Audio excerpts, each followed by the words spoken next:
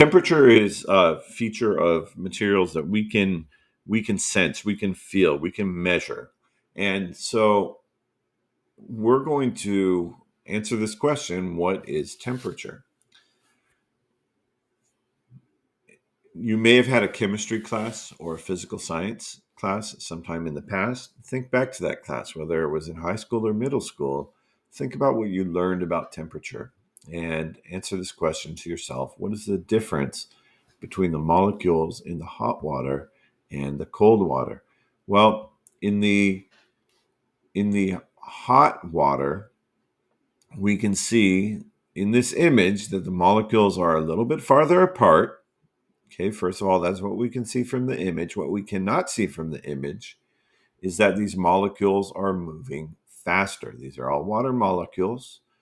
They're a little farther apart in hot water than in cold water, and they are moving faster. And that's actually what we sense as temperature. It's how fast those particles are moving, or more specifically, it's the average kinetic energy of the particles in the substance.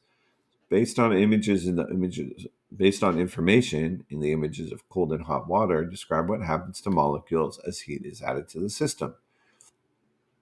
In the picture on the right, we see heat gradually being added to the system. And as that heat is added, the molecules start moving faster and faster and faster, and they start moving a little bit farther apart. So the distance between them increases slightly, and they move faster. Moving particles have kinetic energy. Okay. And this says moving particles. All particles are moving in nature. Okay, so all particles are moving.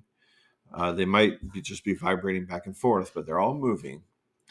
Some of them are doing more than just vibrating back and forth. But the faster they're moving, the more kinetic energy they're going to have.